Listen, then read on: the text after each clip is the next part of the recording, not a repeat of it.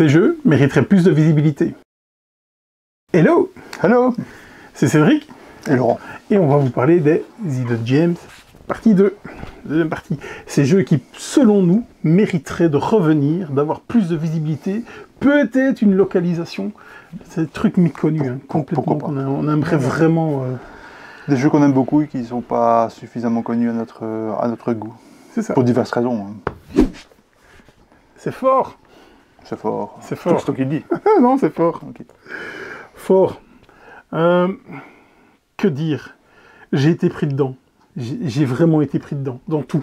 Dans l'univers graphique. Dans le pitch. Vous jouez pas avec vos potes, ils se cassent. Je trouve ça juste génial. Un deck building. Un deck building super malin, le deck building. Parce que, comme je le disais, si vous jouez pas avec vos potes, ils se cassent. Et en fait, c'est quoi? Vos potes, ce sont des cartes que vous avez. Et donc, à votre tour de jeu, vous allez pouvoir faire qu'une seule action et mettre X cartes en jeu de votre main. Donc, si par exemple, vous en avez 5, vous n'en mettez qu'une, qu'est-ce qu'on fait des 4 autres? Eh bien, on les rend disponibles. Donc, on va les mettre devant soi, dans son jardin, où les autres joueurs, à la fin de leur tour, vont pouvoir éventuellement les recruter et jouer avec, parce que vous n'avez pas joué avec. Ça, vous les laissez sur le côté, forcément, ils se barrent jouer ailleurs. Hein. Vous avez quand même vos meilleurs amis qui, quoi qu'il arrive, vous resteront fidèles jusqu'à la mort. Et wow, j'ai trouvé ça tellement génial. Une fois que vous êtes rentré dans l'iconographie, ça tourne du tonnerre de Dieu. Il y a des petits airs de gloire de Rome. Ouais, à la base d'ailleurs, c'est une réimplémentation qui est... Je ne sais plus comment s'appelait le jeu de base. Mais c'était dans ce thème, justement, romain, empire romain. Ok. Ouais, je trouve que ça va tellement... Il y avait une petite production, il n'y en avait pas eu beaucoup. Et puis Leader Games l'a repris, l'a retravaillé, surtout graphiquement. Ouais, graphiquement, si ça vous dit quelque chose, c'est le même illustrateur que Root. C'est tout. Ça va s'arrêter là en termes de comparaison. Oui, bon, au niveau style, on reconnaît. Oui, vraiment, je trouve, voilà. Comment s'appelle-t-il encore? Je dirais une fois. Kai Ferrin. Je trouve tellement ce jeu, mais tellement original. C'est beaucoup plus fin que ce que ça en a l'air, hein, clairement, parce que on est capé au niveau de ses ressources. Vous avez les ressources, c'est des jouets et des pizzas. Et en fait, que vous n'avez que 4 emplacements, vous avez un sac à dos aussi. Mais il va falloir savoir placer des ressources dans le sac à dos. Il va falloir construire votre fort. Non, c'est beaucoup plus fin que ce que ça en a l'air. Et il y a même des fois des cartes que vous vous dites, oh, je vais la jouer parce que j'ai vraiment pas envie qu'elle aille. Surtout chez lui, par exemple, parce que lui, il va scorer de la blinde avec. Et donc rien que ça, c'est super malin. C'est vraiment super malin. Vous allez pouvoir faire des actions pendant le tour des autres, mais ce qui risque de vous casser des combos. Ouais, non, je trouve ça tellement top. Vraiment, j'ai adoré. C'est un... J'en ai fait que 2 ou 3 parties, hein, donc je ne vais pas trop dire. C'était pas trop... En fait, c'est pas trop mon genre de jeu, mais c'est vrai qu'il était bien. Pourtant, je l'avais attendu, je l'avais précommandé. Ouais. Voilà, et en famille, il est bien passé, mais sans plus. Donc, au bout du compte, comme il ne ressortait pas, je m'en suis débarrassé, mais je n'ai pas un mauvais souvenir du tout du jeu, en tout cas. Mais peut-être que je ne l'ai pas suffisamment pratiqué, en fait, tout simplement. Il a été localisé en français par Matago, je pense. Hein, donc, je pense, oui. C'est la VO, ça? Ouais, c'est la VO. Ouais. Donc, et une extension, d'ailleurs. Il y a une extension qui est dedans, Chien et Chat. Elle est dedans. J'ai pas encore joué, j'ai lu les règles mais j'ai pas encore testé. Okay, ça change beaucoup? Je vais dire des bêtises, j'ai lu il y a trop longtemps parce que comme je ne l'ai pas joué, je ne sais pas. Ce que je trouve vraiment immense, c'est qu'il y a vraiment moyen, dans votre observatoire, vous allez pouvoir mettre un certain nombre de cartes, ça va bonusser vos actions, vous allez venir de plus en plus fort. C'est... J'arrête pas de le dire, ça fait fort. C'est tellement bien. À chaque fois que je l'ai fait jouer, tout le monde a vraiment apprécié sa partie et au final, il n'intègre pas les ludothèques. Voilà, moi je pense que la VF est passé un peu inaperçue. On n'en a pas beaucoup parlé. Non, effectivement. La VO a fait un peu plus de bruit, mais forcément. Mais il faut dire aussi, Leader Games, c'est des jeux assez particuliers aussi. Hein. C'est vrai que les gens qui voient Leader... Et qui plus est, il y a eu un solide amalgame aussi quand il est arrivé, parce qu'il est arrivé après Root. On a vraiment cru que c'était un peu dans l'univers, alors que les jeux n'ont rien à voir du tout. Les Leader Games sont des jeux quand même assez particuliers, souvent fortement asymétriques, etc. C'est pas le cas ici. J'ai peur, hein. Je vais certainement rien savoir dire. On l'a joué. Ah oui, ça j'ai joué à ça. Ouais. Oui. Turncoats. C'est un sac. Ouais. C'est un sac, un jeu de Mathilda Simonson. Je vais l'ouvrir, ça sera peut-être plus facile. Hein, La magie du montage, ça fait 10 minutes qu'il galère. Oui, c'est un peu ça. Mais en même temps, j'ai fait des nœuds. Bref, ça serait bien comme ça, on le voit, donc c'est... Normalement, c'est un peu pas comme ça. Excellent party game. Vraiment, excellent Et party game. des petites gemmes comme ça, Des voilà, petites gemmes, c'est oui. tout ce qu'on a besoin en fait pour jouer à ça. Oui. Alors si vous connaissez The King is Dead, Ouais. on est dans le même esprit, qui disait qu'il est déjà fortement épuré, on est bien d'accord. Ici on est dans une chose encore plus épurée. Hein, c'est un jeu vraiment qui plaira probablement au même public. L'idée, c'est qu'il y a des petites, donc il y a 3 forces comment je veux dire, qui sont en bataille en fait dans ces espèces de pays, et on va retrouver donc ces 3 couleurs, donc les bleus, les noirs et les rouges dans différentes régions. Et l'idée, c'est d'avoir une couleur qui va, comment je veux dire, avoir la majorité dans les différentes régions. Si une couleur a le plus de majorité, c'est elle qui l'emporte. Et vous allez me dire, puisque ce n'est pas les couleurs des joueurs, encore une fois, comme dans The King's Dead, c'est la personne qui, à la fin de la partie, aura en main, imaginons que ce sont les rouges qui gagnent, c'est le joueur qui aura le plus de jetons rouges dans sa main qui remportera. En cas d'égalité, c'est celui qui a le plus de jetons de la couleur gagnante et le moins de jetons des couleurs perdantes. Alors, qu'est-ce qu'on peut faire? On a plusieurs actions qu'on peut faire. On a une main de 8 pierres comme ça qui sont cachées. À notre tour, on peut jouer une pierre du côté du drapeau pour déplacer des troupes. Ça veut dire qu'on va prendre une région et on va déplacer des troupes dans une autre région, de la couleur que l'on a mis. Donc si par exemple c'était comme ça, je pourrais dire ceci ici, voilà, je déplace ces deux-là là-bas et je prends la majorité là-bas. Les combats, c'est la même chose. Je prends une pierre de ma main de la couleur correspondante, et on peut déclencher un combat dans une région, et une pierre de la couleur va éliminer une pierre d'une autre couleur. Donc imaginons c'est comme ça, j'éliminerai ces deux-là, donc ils s'entretuent. Je ne suis pas sûr que ce soit le meilleur plan à faire, mais voilà. Et la dernière action qu'un joueur peut faire, c'est piocher dans le sac une pierre au hasard, l'ajouter à sa main et en défausser une en la révélant aux adversaires. La partie s'arrête quand tout le monde fait cette dernière action en suivant. Et à ce moment-là, on regarde l'état de la map. Ça paraît tout con comme ça, il n'y a pas plus de règles, hein, ça s'explique en 5 minutes. Quand on y joue, c'est autre chose. Il y a des parties qui sont meilleures que d'autres, on va dire, mais c'est un jeu qui en quelques minutes est tellement intelligent, on est à la limite de l'abstrait. Mais j'adore. Et ça se joue à 3, 4, 5, ça joue bien dans toutes les configurations. L'idéal, c'est d'avoir des joueurs qui savent un petit peu ce qu'ils font, parce qu'on peut vite faire un petit peu n'importe quoi. Mais moi j'adore. Voilà, c'est un jeu qui se sort hyper facilement. Bon, il faut 5 minutes pour le déballer manifestement. Mais à part ça, voilà, j'adore. Le seul bémol, c'est qu'il n'est disponible si vous le voulez tel qu'il est là. Donc ça, c'est la version officielle de Matilda Simonson. Donc il faut le commander sur son site. Il n'y a que comme ça qu'on peut l'avoir. Donc elle fabrique tout à la main et elle envoie ça depuis la Suède. Donc forcément ça coûte blinde. Maintenant il existe un PNP qui est facilement réalisable, puisqu'il faut juste faire ça. Vous imprimez ça sur une feuille de papier, sur une planche en bois, que sais-je, trouvez quelques disques ou quelques pierres ou peu importe. Et c'est parti, la règle est téléchargeable, la règle s'explique en 5 minutes. Et c'est parti. Voilà. Ne vous en privez pas, si vous aimez ce genre de choses, si vous aimez The King is Dead, je vous encourage vivement à tester ça, c'est vraiment un petit bijou. Effectivement, voilà. Grosse majorité. Ouais, tu l'avais joué. On l'avait joué. Une grosse réflexion, hein, vraiment. Avec 3 bouts de ficelle. Hein. Oui, clairement, grosse réflexion. Et c'est d'ailleurs l'auteur qui a fait maintenant Pax Penning, que j'ai aussi, mais que j'ai pas. Ce sera pour une prochaine fois. Mais voilà, donc c'est la même société, on va dire. Ça fait pas mal. Smartphone Inc. Voilà, ça c'est la version Kickstarter. Donc elle est plein de matos.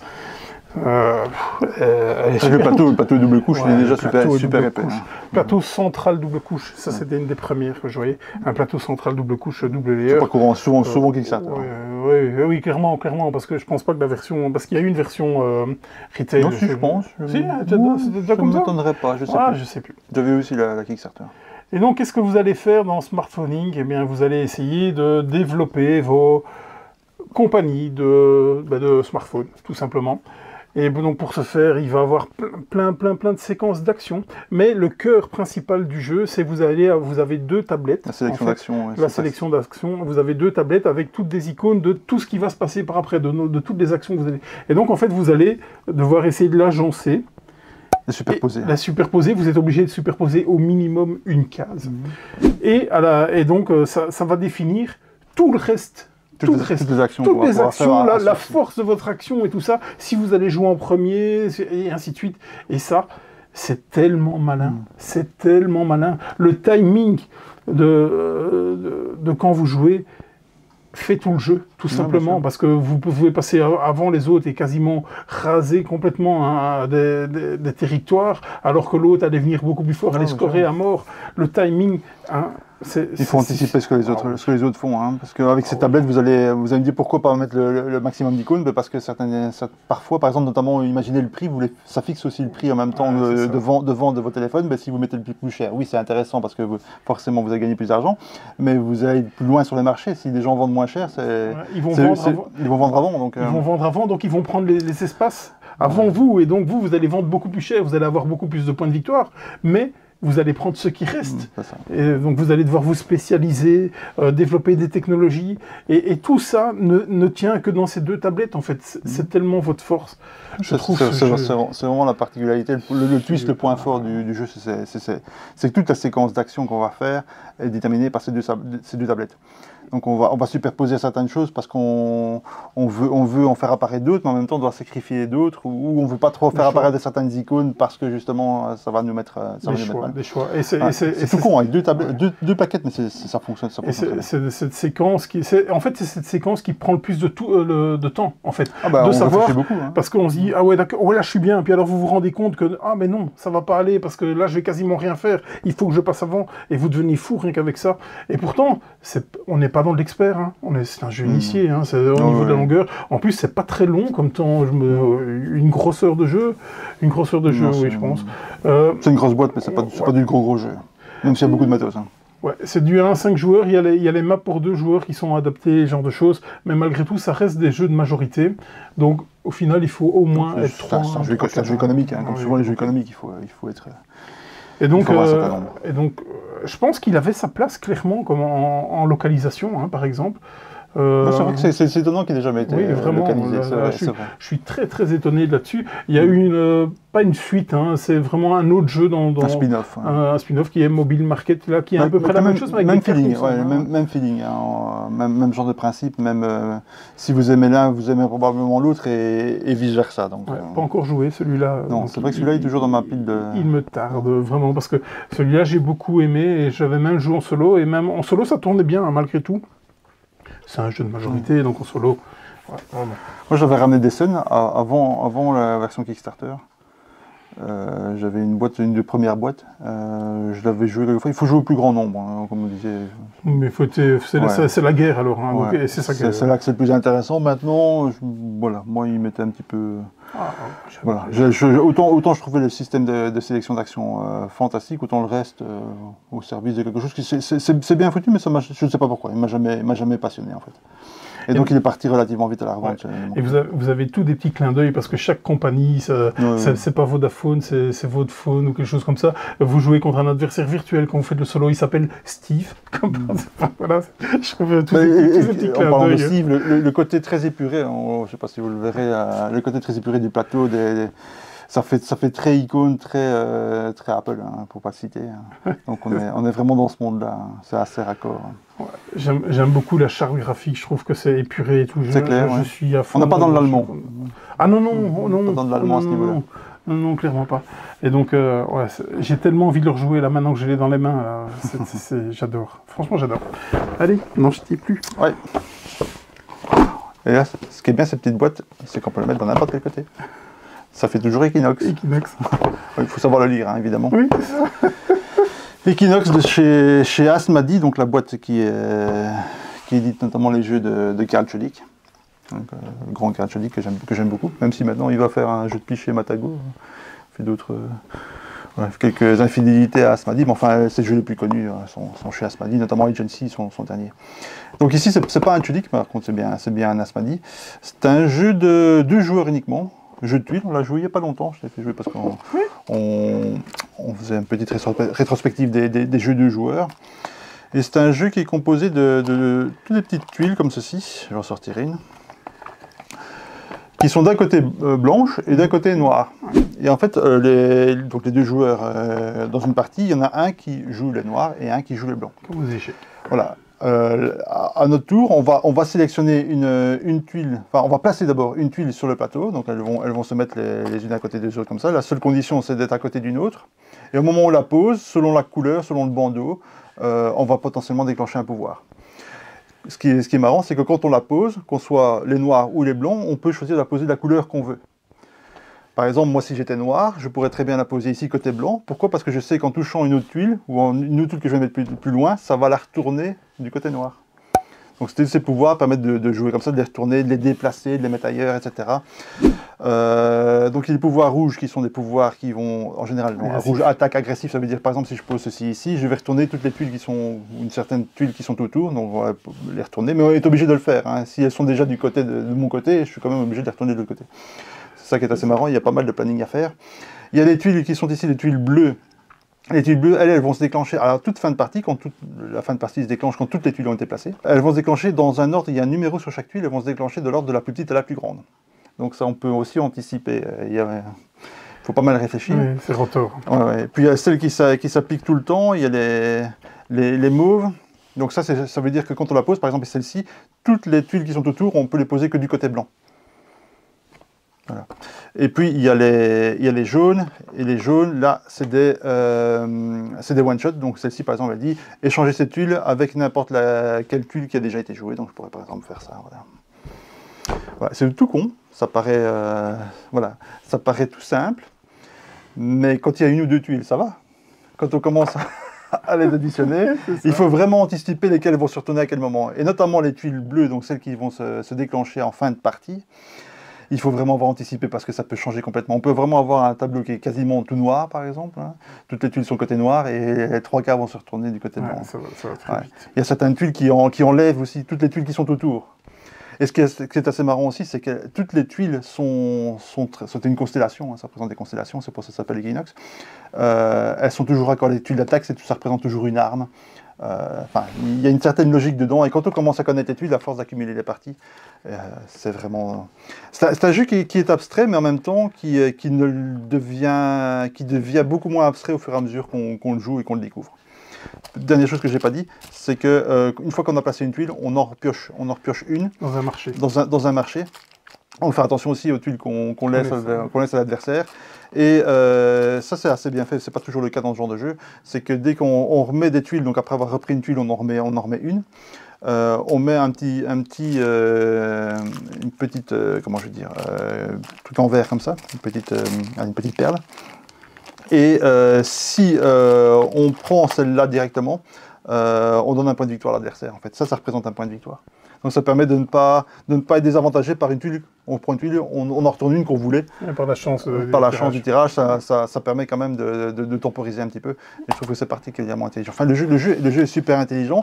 Il n'est pas spécialement facile à en prendre en main parce qu'il y a beaucoup de pouvoirs. Toutes les tuiles sont différentes. Hein. Encore une fois, on les joue toutes à chaque partie. Mais à fur et à mesure, on les connaît. Et moi, je trouve ce jeu assez fascinant.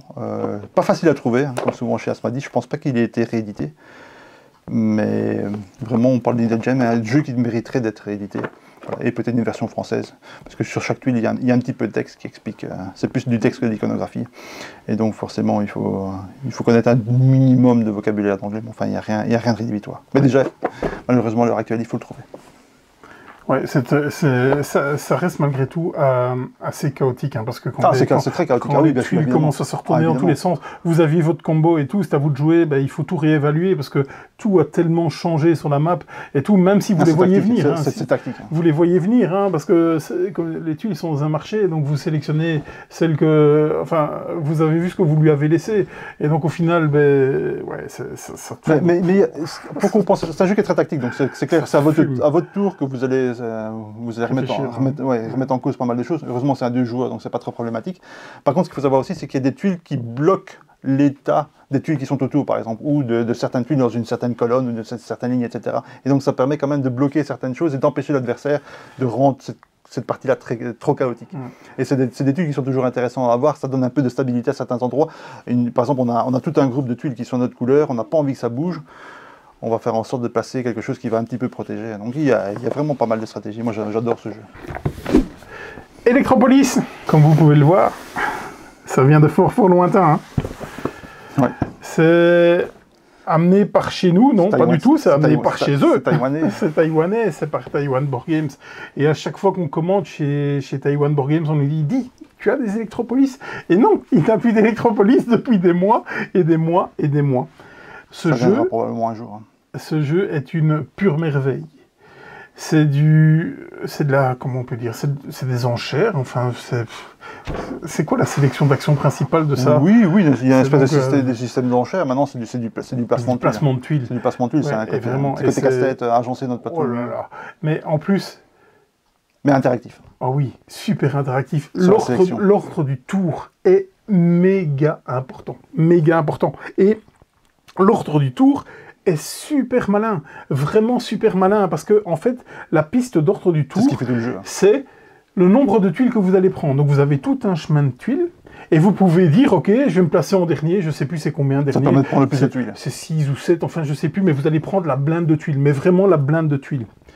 Par contre, si vous vous mettez au tout début, vous allez en prendre nettement moins, mais seulement vous allez jouer avant les autres. Premier choix, ce qui fait que vous allez pouvoir sélectionner. Bien entendu, vous devez prendre les tuiles qui sont côte à côte. Vous ne pouvez pas picorer à gauche à droite. Et là aussi, c'est tout le sel du jeu.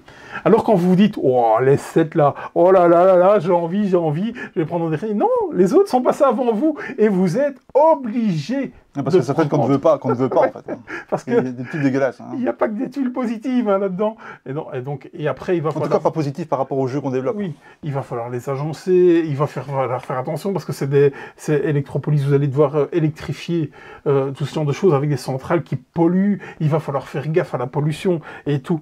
À la fin, on contrôle la pollution. Plus on a mis des usines qui polluent, donc si on fait des énergies vertes par exemple, c'est pas un souci. Mais si on met des usines à charbon, à la fin, on va accumuler toutes les usines à charbon. Ça rapporte de plein de points et ça permet de ça plein d'avantages. Mais à la fin. Et puis il y a des scorings dans tous les sens, mais dans tous les sens. Et comme vous êtes obligé de poser de façon adjacente. Hein, il y a le plateau divisé en 4. Parce qu'en plus, bien entendu, quand vous allez prendre votre plateau joueur, on va vous dire dans quel quartier vous pouvez poser. C'est la carte. C'est la carte qu'on va choisir parce que c'est aussi un choix pendant l'action sélection qui va dire dans quel quartier on peut poser les tuiles qu'on va prendre. Il faut tout poser dans le même quartier. C'est phénoménal. C'est vraiment phénoménal. C'est l'interaction qui fait la différence. C'est du 2 à 4 joueurs.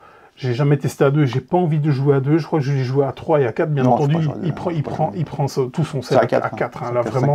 Et là ça chouine, hein. Oh là là là. Ouh, celui qui passe en dernier. Et là, c'est tout le plaisir du jeu, là. Hein. Il était obligé de se ramasser, alors il dit, oh, il est en train de tout niquer son truc. Oh, c'est exceptionnel. Ce jeu est une vraie merveille.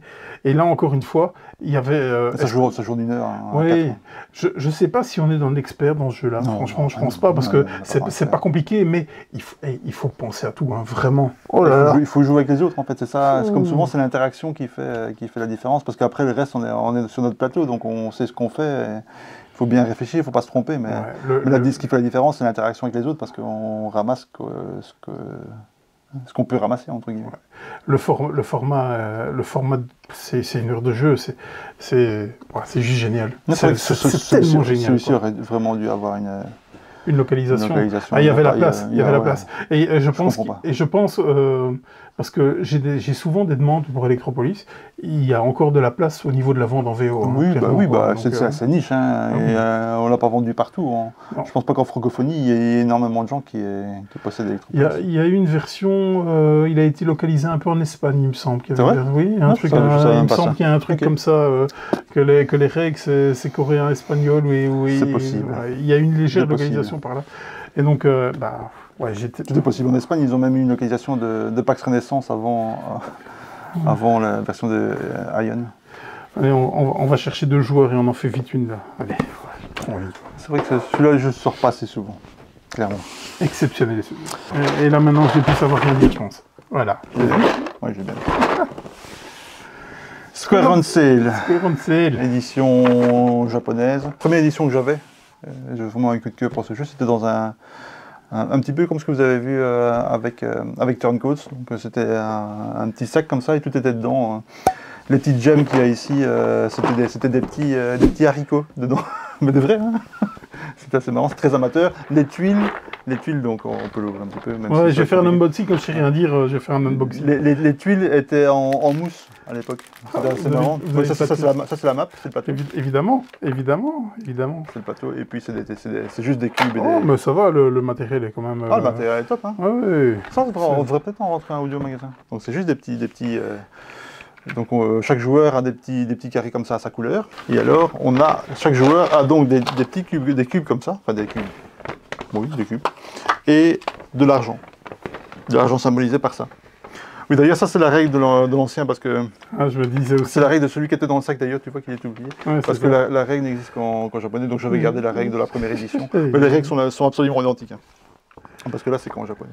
Ah, c'est un peu compliqué à lire. Ouais, c'est plus compliqué. C'est super malin. Donc c'est un jeu d'enchères déjà. Il faut savoir. Un jeu d'enchères. On est chez lui, ça. Oui, c'est bien les jeux d'enchères. Le plateau représente des quartiers. Et donc on est des espèces de magnats. Et on va essayer d'acheter le plus de quartiers. Essayer de récupérer le plus de points possible à la fin. Plus d'argent. Comment ça fonctionne?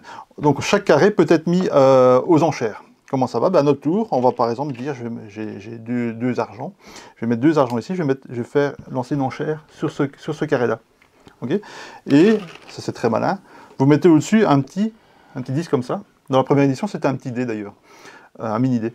Ici, c'est ceci. On vient le poser au-dessus.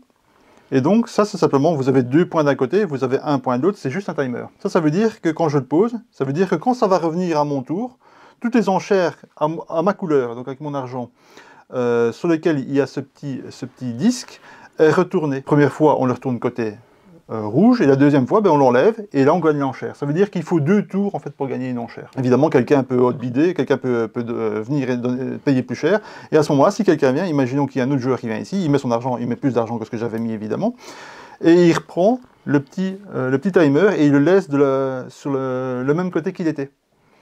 Et donc ça veut dire que de nouveau, il faudra un certain nombre de tours. Donc il retarde un petit peu l'enchère en fait. Chaque joueur c'est un système qui est très bien fait, chaque joueur a vraiment le temps de faire une enchère. Alors, maintenant pourquoi? C'est quand on gagne l'enchère, dès qu'on gagne l'enchère, on peut venir mettre un petit carré comme ça. Et ces petits carrés comme ça va permettre à la fin de marquer des points. Combien on va marquer de points? On va marquer des points en fonction du nombre de carrés qui sont en dessous. Et donc, c'est un petit peu à la manière de d'Estates, Neuheimat si vous connaissez, c'est la personne qui est le plus au-dessus, qui va remporter un nombre de points égal au nombre de cubes qui sont en dessous. Donc, l'intérêt, c'est d'arriver dernier, de poser son truc et de fermer le truc. Mais là où c'est marrant, si vous connaissez Othello, c'est que, imaginons, je viens ici, je remporte l'enchère ici, je viens ici, je reprends un petit disque, je fais une autre enchère et je gagne ici.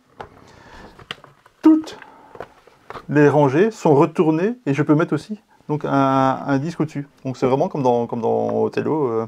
Et vous voyez bien venir avec les diagonales, tout est retourné. Et donc quelquefois, en plaçant simplement un truc quelque part, on va avoir un effet domino, on va récupérer tout alors qu'on était pratiquement plus présent sur le plateau.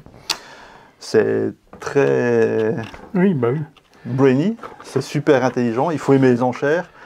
Ces enchères retardées sont géniales. Moi, c'est un jeu que j'ai beaucoup pratiqué. Et c'est vrai que cette nouvelle version qui est quand même beaucoup plus jolie, avec du matos quand même. On joue plus avec des haricots, c'est quand même plus sympa. C'est vraiment top. J'ai laissé plein de subtilités. Hein. Il y a certaines parcelles qui sont plus intéressantes à récupérer. Évidemment, tout ce qui est au bord, ça permet de faire des plus grands swings, évidemment. Mais tout ce qui est au milieu, on peut récupérer l'argent qu'on a mis. Tandis que là, l'argent qu'on a mis pour une enchère est perdu à tout jamais. Donc tout est vraiment bien pensé. Ce jeu est une petite pépite pour ceux qui aiment ce genre de jeu d'enchères, évidemment. Moi, je ne m'en lasse pas et c'est pour ça que j'avais racheté cette édition qui est japonaise, qui est très sympa. Voilà. J'ai jamais entendu parler, évidemment. C'est pas un jeu qui est hyper connu. Maintenant, ici, quand il était sorti en version japonaise, peut-être déjà un peu plus. Ouais, je l'ai rangé comme ça, c'est un petit peu juste. Et voilà, si vous avez l'occasion, que vous aimez les jeux d'enchères, jetez un petit coup d'œil. C'est pas introuvable. Évidemment, il faut payer l'import. C'est pas dans les boutiques européennes que vous allez trouver ça. Mais je rangerai après. Mais ça vaut vraiment le coup. On va regarder ça. Square on Sale. Là, celui-là. On reste dans le japonais. Dans le japonais, hors charte, c'est un... J'adore ce jeu. Oh là là là là. Jeu logistique. Ouais. Encore placement de tuiles. Ouais, mais c'est Mais surtout, oui, on est largement au-dessus d'Electropolis. On monte, beaucoup plus casse-tête. On monte vraiment la sélection de l'ordre du tour fait tout le jeu. Et à chaque fois, on se dit, oh là, je vais passer premier, c'est cool. Ah non, j'aimerais bien le deuxième pour avoir cette tuile. Oh non, non, je veux troisième pour celle-là. Mais non, il faut que je joue premier. Oh là là, c'est dingue. Ça n'arrête pas. Ça n'arrête pas. Le choix cornélien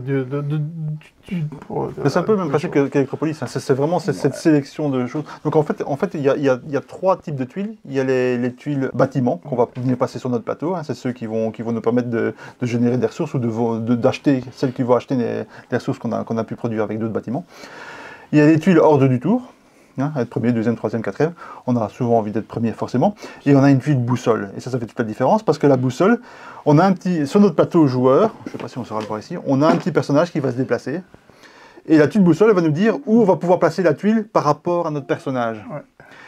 Et ça c'est parce que si on n'a pas la bonne tuile, ça va nous mettre une tuile où il ne fallait pas, et ça nique toute notre chaîne, parce qu'évidemment, on a des chaînes de production, les ressources vont circuler entre les différentes tuiles, etc. Donc il faut créer des chemins que les tuiles circulent de manière... Donc ça représente un flux, en fait, de production de ressources, de transformation de ressources et de vente de ressources. Petit côté spotter, d'ailleurs, là-dessus. Moi, j'adore, c'est un petit bijou. J'en ai déjà beaucoup parlé de ce jeu, personnellement. Un éditeur européen aurait dû se passer dessus. Maintenant, quand j'en ai parlé plusieurs fois, que j'ai montré, souvent on m'a répondu c'est un proto. Fort abstrait, oui. C'est japonais, quoi. C'est ça, c'est clairement ça. Mais si on le retravaillait un petit peu, éventuellement, et changer un petit peu l'ergonomie, il y a certaines pièces qui sont très petites. Hein. Là, franchement, en termes de gameplay, moi je trouve qu'on a vraiment un grand jeu, un jeu dont je ne me débarrasserai jamais. 3-4 joueurs uniquement. Oui, peut-être même 4 uniquement. 3, c'est... Enfin, voilà, non. Et si vous vous demandez si c'est de l'expert, alors que les règles sont ultra simples, ah mais clairement, moi je pense que oui, parce que tout je joue pas avec n'importe qui. Moi j'ai joué en famille. C'est vrai. Mais bon, ils sont un peu habitués. Tout est millimétré. Mais c'est... Oh là là, et il faut que ça matche, il faut que la tuile soit au bon endroit. Bien joué, ça, il faut quand même un fou. Je suis à fond en plus dans la charte graphique. Au début, quand je l'avais vu, je m'étais dit, oh, ok. Et au final, je trouve ça tellement joli. C'est très très épuré, c'est tellement japonais en fait. Donc, Or, Char d'Océan, il est publié édité chez Analog Landbox, qui fait toujours des tirages de merde avec ils font 5 boîtes dans leur cave et battez-vous pour l'avoir. Avant, il venait à Essen, donc c'était encore faisable. D'ailleurs, ça, je suppose que moi, je l'avais acheté à Essen. C'est difficile à trouver, mais le dernier d'ailleurs de chez eux, je l'avais commandé au Japon, mais ça revient vite très cher avec les douanes et tout ça. Très très cher. C'est compliqué à avoir. Et maintenant, ils lancent une nouvelle boîte qui s'appelle Retronic, avec Aircrops qui est en ce moment sur Kickstarter. Je pense que la campagne s'arrête ces jours-ci. Je te l'avais signalé d'ailleurs, mais c'est vrai qu'il y avait un petit peu de texte, on avait un petit peu peur que ce soit... C'est ça le problème. Voilà, parce que le jeu, même auteur et un petit peu le même genre de feeling, j'ai vraiment envie d'y aller, quoi. Le problème quand c'est écrit en japonais sur les tuiles, c'est compliqué. Les jeux de piste, c'est pas un souci parce qu'il y a une grande communauté. Ce genre de jeu, c'est déjà plus compliqué. Hein. Maintenant, chez Analog Lunchbox, l'auteur fournit toujours des règles en anglais. Et en général, le matériel, même s'il y a un petit peu de texte, c'est pas nécessaire du tout de le comprendre pour y jouer. Donc, voilà, pour Aircrops, je sais pas ce qu'il en est. Peut-être qu'on aurait quand même dû lui poser la question et essayer de le faire parce que si on passe à côté, en général, on peut plus se rattraper après. Donc. Je pense que ce jeu est certainement dans mon top des jeux que j'ai joué. Non, mais ça aussi admettre. Par contre, je suis assez raccord sur le fait qu'il n'est jamais arrivé par ici parce que je me demande l'impact de vente qu'il pourrait avoir. C'est ultra niche. Pas sûr. Je sais pas. C'est plus particulier qu'Electropolis, c'est plus compliqué peut-être. Maintenant, il faut bien le vendre, il faut pas se tromper de cible, quoi. Essayer de le jouer... déjà essayer de le trouver, hein. C'est déjà le premier jeu. Mais déjà essayer de le jouer, rien que ça. Et quand je pense qu'on avait une journée de jeu de prévu avec celui-là, et au final ça a capoté. Ah bon? Ouais. Incroyable. Oui, parce qu'on était... Il y a longtemps que j'ai joué aussi. Parce qu'on était 5 à la place de 4. Ah, Voilà, c'est ça le problème. Mais ce qui est bien chez les Japonais, en général, c'est qu'il y a 3-4 joueurs, point barre, et ils n'hésitent pas à l'écrire sur la boîte. C'est une culture, il n'y a rien Voilà, à c'est ça. faire. On commence pas à faire du marketing. Ou essayer d'adapter là où ça ne fonctionne pas. Ouais, c'est ça. Pas nécessaire. Allez, Next. là j'ai peur encore. Une boîte un peu plus grande. Ça, je ne sais pas si on l'a joué ensemble. Allez, dis-nous tout. Le graphisme, donc ça s'appelle Incorporated. Quand on voit le plateau, ça fait un peu penser à Twilight Struggle. D'ailleurs, certains le comparent, même si ce n'est pas du tout la même chose. Même s'il y a certaines choses, certains liens qu'on pourrait créer. C'est un pur jeu économique, mais avec un petit côté wargame, on pourrait dire, puisqu'on ne se bat pas, il n'y a pas des armées, etc., mais on se bat économiquement, en fait. Et les investissements qu'on fait dans différents pays, on le fait dans différents types d'industries. Et ces investissements sont représentés par des cubes. Et on peut attaquer, entre guillemets, prendre les marchés, en fait, en attaquant à la manière d'un wargame, hein, avec des cubes qui viennent dans un pays, on peut éventuellement remplacer. Voilà, je ne vais pas rentrer dans les détails parce que c'est un jeu qui est procédural et chaque phase impacte une autre. Tout ce que je peux vous dire, c'est que il faut jouer à 4 joueurs, c'est bien mieux. Chaque joueur a une entreprise et a un pouvoir bien particulier, donc c'est légèrement asymétrique, mais c'est des pouvoirs qui sont... C'est un seul pouvoir, mais c'est fort. C'est tout ce que je peux dire. Et chaque joueur a un pouvoir sur le jeu qui est important et qui impacte les autres joueurs. Tout est vraiment bien pensé dans le jeu. Les règles ne sont pas spécialement claires. C'est un jeu qui n'a pas eu un gros tirage. Il y a eu 2 éditions, ça c'est la seconde édition. Je pense que c'était un jeu turc, un université. Ça fait penser c'est un petit peu comme Hégémonie. C'est le même genre d'idées, je pense, de création à la base, donc des gens universitaires qui ont décidé de créer un jeu sur un sujet économique bien donné. Ici, on est plus dans le truc, peut-être un petit peu moins réaliste, entre guillemets, que Hégémonie, mais on est quand même dans cette famille-là. Alors, je vais pas aller beaucoup plus loin. C'est un jeu qui est très agréable à jouer. Il y a plein de mécaniques, il y a des enchères, il y a des emprunts. Par exemple, les emprunts, quand on prend un emprunt, on prend un bon. Je donne un exemple. Et le bon dépend de la position d'un curseur en fonction de ce que tout le monde a fait. Donc, en fonction des actions de chacun, c'est très réaliste, la valeur des bons qui nous donnent de l'argent varie. Donc, on peut très bien avoir à un certain moment besoin de prendre un prêt, un bon. Mais c'est un moment où le marché est tellement dégueulasse que finalement on se ramasse un bon qui va nous coûter très cher, mais au bout du compte qui nous rapporte relativement peu d'argent, mais on a besoin de cet argent, on doit le prendre. Alors qu'à un autre moment, ces bons valaient une fortune, ou peut-être qu'ils vont remonter d'ailleurs. J'aime beaucoup, une édition, je pense que c'est un éditeur qui n'a fait que ça, mais c'était trouvable à Essen. Moi je l'ai récupéré un peu plus tard, j'étais passé à côté. Ça n'a pas été facile de le trouver, donc j'imagine que c'est pas plus facile maintenant.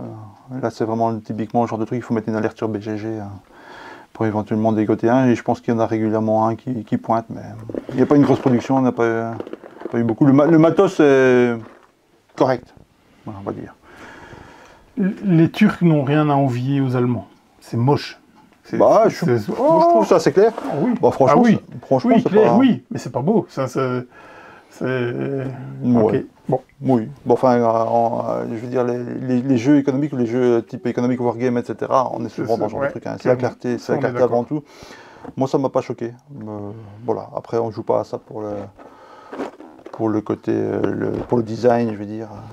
On joue vraiment pour le fond. Et franchement, il y a du jeu là-dedans. C'est un jeu qui ne ressemble pas à grand-chose d'autre et qui mériterait d'être plus connu. Ouais. Ok, bon.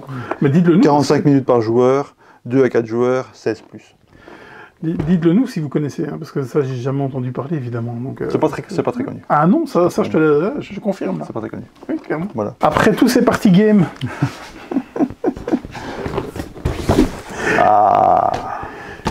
Clinique. Au moins, il y a une version française. Là, l'auteur est français. L'auteur, Alban Villard, qui est français. Grand nom, hein, Alban Villard. Mais allez voir combien de jeux... Niche, très niche. Il a fait énormément de maps pour Age of Steam, commencé comme ça. Je pense. Très sympathique monsieur qui répond. En tout cas, moi, à chaque fois que j'envoie un mail, il me répond. Donc vraiment... Encore de nouvelles extensions.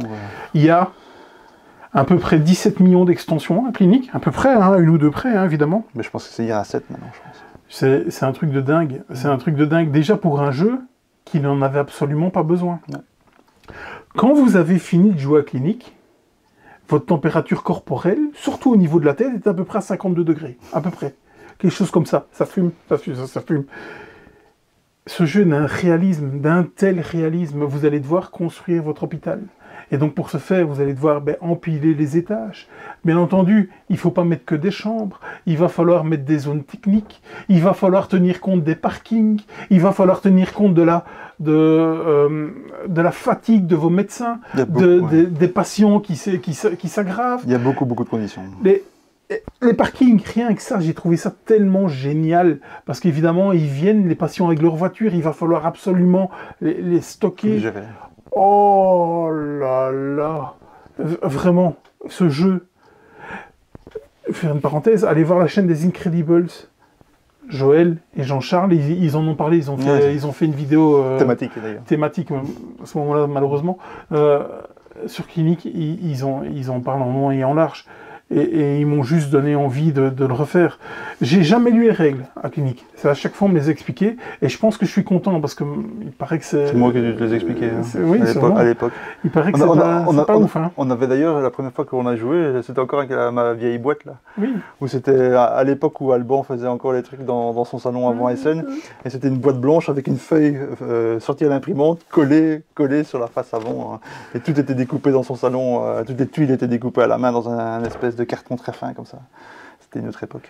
Et maintenant, du coup, il a fait... Oui, cette version qui est version de luxe, clairement... qui remplace quand même avantageusement, n'ayons pas peur de le dire. Oui. avec Yano tout le pinceau. C'est ça. Et donc, cette version est arrivée par chez nous. Hein. Donc, il y avait des versions françaises. Ça a été fait sur Kickstarter. La version de luxe, c'était possible. À chaque fois qu'il y a des extensions qui sortent, vous pouvez revoir le truc. Donc, au niveau de l'exposition, il l'a eu. Ça, c'est clair. Il n'y a pas eu de localisation parce que l'auteur est français. Et donc, vous avez le jeu en français, quoi qu'il arrive. C'est multilingue, d'ailleurs. Oui, c'est multilingue.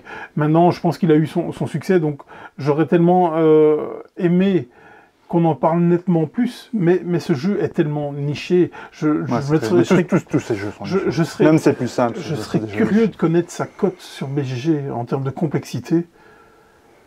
Oh, oui. En fait, le jeu n'est pas spécialement hyper complexe, mais il y a énormément de conditions de placement en fait. Oui. Et si vous rajoutez des extensions, forcément, il y a à chaque fois un peu plus. Mais déjà maîtriser le jeu de base, déjà rien que ça. Ouais, moi, ça va encore, mais comme souvent, il faut décrypter la règle.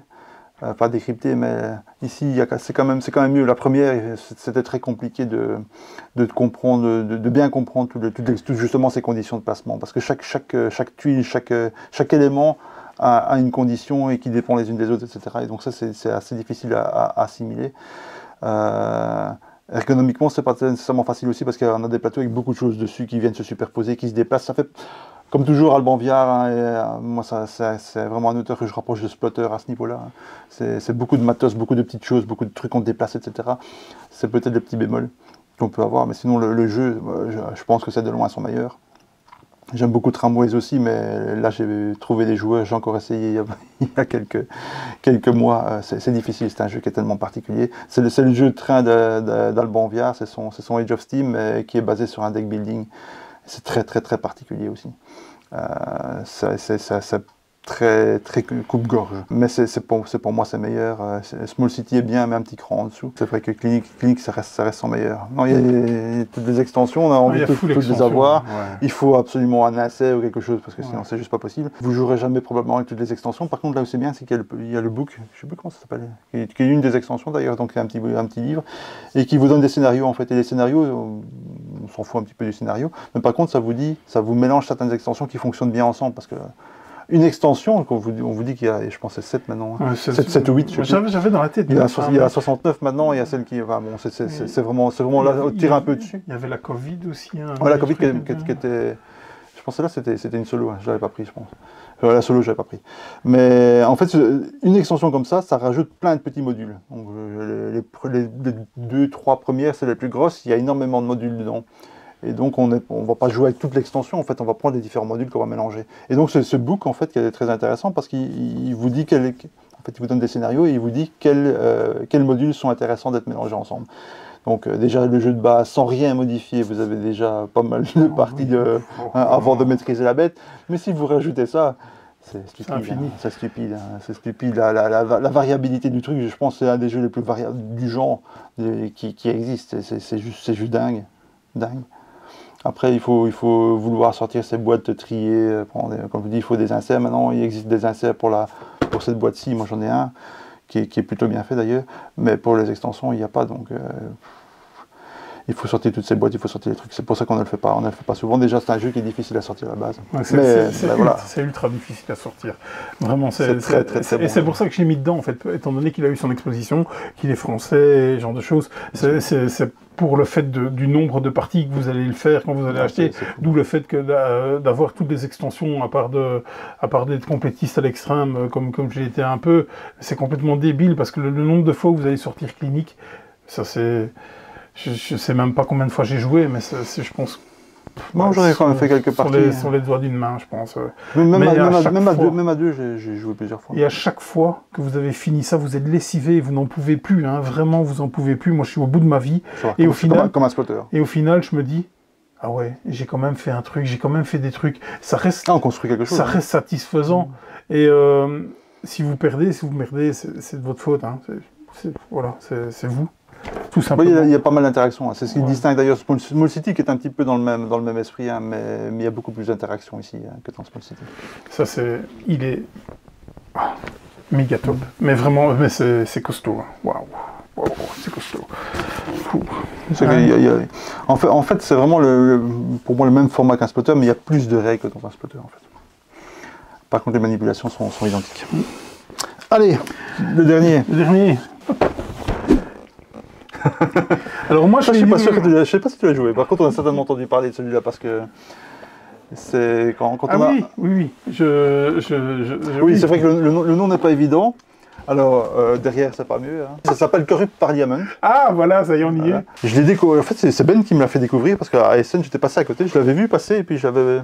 Voilà, quand on voit le truc, le bestiau, on ne se dit pas « Waouh, j'ai envie de jouer hein. ». Souvent, chez les Asiatiques, souvent, comme on ne comprend pas tout, hein, c'est un euphémisme. En général, on suffit un petit peu la couverture, un truc, on dit « Moi, j'étais passé à côté bon, ». Je vais toujours les voir quand ils sont à Essen. Mais là, je dois dire que j'étais passé à côté. Et Ben, lui, a eu le courage de l'acheter.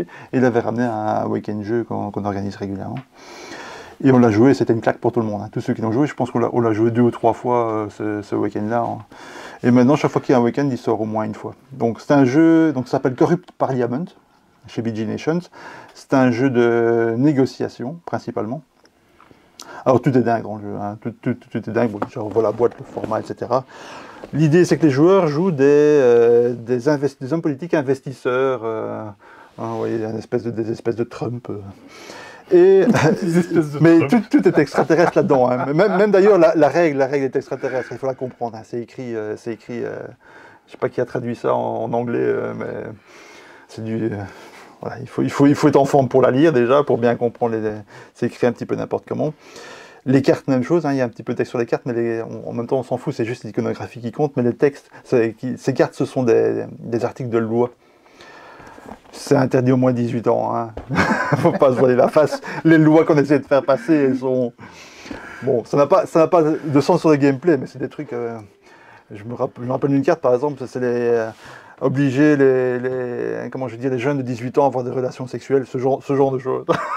Mais rien qu'à sortir les cartes, on rit en fait, tellement c'est complètement old. Comment ça a pu passer le développement et ça a pu être édité comme ça. Je sais pas, peut-être que là-bas c'est pas la même chose, mais c'est tout. On parle des vieux, ouais, je vous laisse découvrir rien que pour ça le jeu vaut le coup juste pour lire les cartes. Ouais, hein, encore une fois, ça n'a absolument aucun sens dans le jeu. On s'en fout de la loi. Ce qui est important, c'est les icônes en dessous et les pistes sur lesquelles ça fait monter les icônes. En fait, ça a la manière d'un stock market un petit peu. On a des petites tuiles, donc ce sont un petit peu les investissements qu'on a. Et on va essayer de faire passer les lois en fonction des tuiles qu'on a, parce que les lois font monter les curseurs sur des pistes qui sont relatives aux investissements. Par exemple, si on a investi dans, je sais pas, dans les sex shops, hein, il y a ce genre d'industrie dans lequel on a investi, on va essayer de monter sur la piste correspondante de manière à faire monter la valeur. Bon, le but c'est d'être plus riche à la fin, évidemment. Et puis donc il y a toute une négociation pour ça. On peut négocier franco, ou on peut faire passer des petites enveloppes comme ça chez les uns et chez les autres en proposant certains arrangements pour qu'ils votent oui ou non sur certaines lois. Donc à chaque manche, on a chacun une carte loi qu'on va jouer. sur le plateau, et elles vont être mélangées, et on va les voter dans l'ordre dans lequel elles apparaissent après les avoir mélangées. Et donc on va voter oui ou non, et quand elles passent, ben, ça permet de faire monter la valeur de certaines industries sur certaines pistes, et quand elles ne passent pas, ben, ce n'est pas le cas. Donc on va essayer de faire en sorte que les entreprises qu'on a, elles montent bien, etc. Non seulement ça permet de récupérer de l'argent en montant sur ces pistes, mais en plus ça permet de récupérer aussi des votes. Parce qu'après il y a une phase de vote. Donc on vient piocher dans un sac des disques à la couleur des joueurs. Et quand on a un certain nombre, en fonction de ce qu'on a fait un peu pendant le jeu, parce que tout le monde n'a pas besoin d'un certain nombre pour être élu, c'est aussi assez marrant.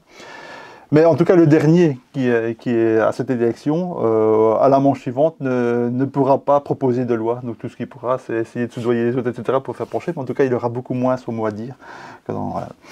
Voilà, le jeu, ça a des fous rires énormes, aussi bien sur le thème que sur les lois, sur la négociation qui est complètement débridée. Des souvenirs fantastiques. On a joué chaque fois au plus grand nombre, évidemment. Mais ça fonctionne déjà à 4 très très bien, 5, 6 c'est encore plus chouette. Vraiment des grosses barres de fou rire. Un jeu où à la limite le résultat on s'en fout, mais c'est le voyage qui compte, et c'est typiquement ce genre de jeu. Ça ressemble à rien d'autre, même si c'est un jeu de négociation. J'ai rarement eu un jeu où on a eu autant de barres de rire. Corrupt Parliament chez BG Nations, si vous le trouvez, pas évident. Je l'ai même plus vu sur leur site. Bon, là, c'est un Hidden Gems, oui, mais c'est un truc que probablement n'arrivera jamais chez nous. Non, clairement pas. Ou alors il faudrait complètement tout retravailler. Il n'y a qu'au Japon que ça peut passer, enfin au Japon, en Asie que ça peut passer, en Taïwan ça peut passer, ce genre de choses, ce genre de thème, ce genre de tout en fait. Même de pas de graphique. Hein, voilà. Par contre, c'est blindé de matériel. Hein. Le truc, la boîte, elle est vraiment bien blindée. Il y a des tuiles, il y a des cartes, il y a des jetons. Oui, les jetons, ça prend plus de place parce que j'ai slivé entre guillemets les jetons. Parce que ça vaut le coup. Et l'argent, c'est des petites tuiles, etc. Enfin, ouais. Le rulebook, il donne vraiment envie.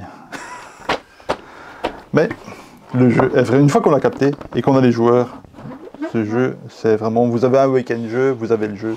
Sortez-le. Voilà. Voilà. C'était encore 5 de nos trucs qu'on aimerait revoir venir sur le devant de l'actualité, ou peut-être une voir plus de joueurs y jouer. Oui, c'est ça, qu'ils soient un peu plus connus, c'est vraiment le but, parce que certains ont eu leur chance et ça n'a pas fonctionné, et d'autres... Voilà. Ils ne l'ont pas eu tout simplement, et bien souvent c'est plutôt ça. C'est pour ça. Allez, on est pas mal. Ouais. À bientôt. À bientôt. Salut. Ciao.